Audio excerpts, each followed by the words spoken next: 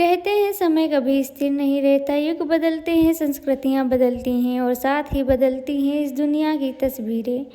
आज हम जी रहे हैं कलयुग में। ये वो युग है जिसे हमारे शास्त्रों ने सबसे कठिन, सबसे अंधकार में और सबसे खतरनाक बताया है। पर क्या आपने कभी सोचा है जब ये कलयुग खत्म होगा तब क्या होगा? कैसा होगा वो अंत, और उस दिन इस धरती पर क्या मंजर होगा? शास्त्रों में लिखा है, यदा यदा ही धर्मस्य ग्लानिर्भवति भारत। अर्थात जब जब धर्म घटता है और अधर्म बढ़ता है तब तब समय करवट लेता है और युग बदलता है। भागवत पुराण के अनुसार 18 फरवरी 3102 ईसा पूर्व कलयुग का पहला दिन था। उस दिन से एक नया युग चक्र शुरू हुआ, एक ऐसा युग जिसमें अधर्म, अन्याय और लालच धीरे धीरे अपना साम्राज्य जमाने लगा। सनातन मान्यता के अनुसार 4 युग होते हैं, सतयुग, त्रेता युग, द्वापर युग और कलयुग। कलयुग इन चारों में सबसे छोटा है पर सबसे कठिन भी। और याद रखिए, अभी तो कलयुग के बस लगभग 5100 साल ही बीते हैं, यानी अंत आने में अभी हजारों साल बाकी हैं। लेकिन संकेत अभी से दिखाई देने लगे हैं। शास्त्रों के अनुसार भागवत पुराण में कलयुग के लक्षणों का भयावह वर्णन मिलता है, यानी सत्य घटेगा, झूठ बढ़ेगा और धर्म के 4 स्तंभों में से 3 लगभग टूट जाएंगे। रिश्ता पैसा देखकर बनेगा, दोस्ती मतलब देखकर होगी। शासक प्रजा का शोषण करेंगे, मौसम असंतुलित होगा, कभी सूखा, कभी बाढ़ और कभी असहनीय गर्मी। अन्न और पानी की कमी होगी और इंसान ही इंसान का दुश्मन बन जाएगा। जैसे जैसे कलयुग का अंतिम समय नज़दीक आएगा, धरती पर जीवन असहनीय हो जाएगा। कल्पना कीजिए, सूरज की गर्मी इतनी तेज होगी कि लोग दिन में घर से बाहर नहीं निकल पाएंगे। नदियाँ सूख जाएंगी, समुद्र का पानी भी कड़वा और प्रदूषित हो जाएगा। आकाश में अजीब अजीब घटनाएं होंगी, जैसे उल्कापात, धूमकेतु, अंधकार में बादल। पेड़ पौधे, जानवर सब धीरे धीरे लुप्त होने लगेंगे।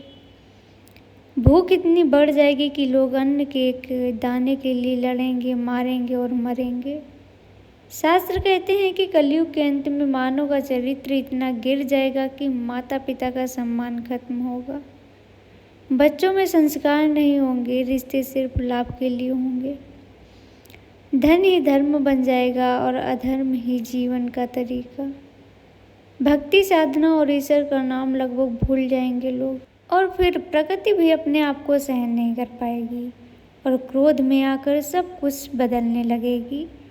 भयंकर भूकंप आएंगे, पूरी की पूरी जमीन फट जाएगी। ज्वालामुखी का लावा शहरों को निगल जाएगा। समुद्र की लहरें इतनी ऊंची होंगी कि तट के सारे गांव और शहर खत्म हो जाएंगे।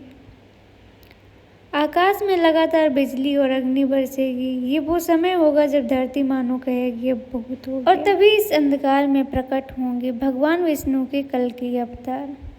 वे संबल ग्राम में विष्णु यश नाम के ब्राह्मण के घर जन्म लेंगे। उनके हाथ में होगी एक दिव्य तलवार और वो सवार होंगे एक तेज सफ़ेद घोड़े पर, जिसका नाम होगा देवदत्त। कल्कि अवतार पृथ्वी से अधर्मियों, राक्षसी प्रवृत्ति के मनुष्य और पापियों का संहार करेंगे। उनकी तलवार इतनी तेज होगी कि एक ही बार में हजारों का अंत हो जाएगा। कल्कि अवतार दुनिया के हर कोने में युद्ध करेंगे। जो भी धर्म के खिलाफ, ईश्वर के खिलाफ और मानवता के खिलाफ होगा, उसका अंत निश्चित होगा। हजारों साल में जमा हुआ धर्म और पाप एक ही काल में जलकर भस्म हो जाएगा।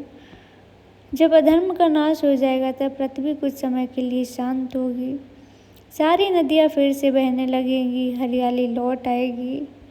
मनुष्य फिर से धर्म, करुणा और सत्य के मार्ग पर चलने लगेंगे और सतयुग की नई शुरुआत होगी। एक बार फिर युग चक्र घूमेगा और समय का पहिया अपना अगले दौर में प्रवेश करेगा। शास्त्र कहता है कलयुग में भी मोक्ष पाना संभव है, और वो भी बहुत आसान तरीके से। बस एक ही साधन है, ईश्वर का नाम जपना। हरि नाम, राम नाम, कृष्ण नाम, इनका स्मरण करने से ही पाप कटते हैं। क्योंकि जब कलयुग का अंत आएगा तब धन, ताकत, पद कुछ भी काम नहीं आएगा। सिर्फ आपके कर्म और आपकी भक्ति, यही आपकी रक्षा करेंगे। तो ये है कलयुग के अंत की गाथा, एक ऐसा समय जो अभी बहुत दूर है, लेकिन जिसके संकेत आज से ही दिखाई देने लगे हैं। याद रखिए, समय का पहिया कभी रुकता नहीं है और जब वो घूम कर लौटेगा तो फिर से एक नया आरंभ होगा। तो दोस्तों, कलयुग के अंत की ये कहानी सिर्फ एक भविष्यवाणी नहीं, ये एक चेतावनी भी है। संकेत तो आज से ही दिख रहे हैं। सवाल बस इतना है कि आप उनमें से हैं जो इस अंधकार में खो जाएंगे या उनमें से हैं जो प्रकाश की ओर जाएंगे। याद रखिए, युग बदलते हैं, समय बदलता है, लेकिन कर्म का फल कभी नहीं बदलता।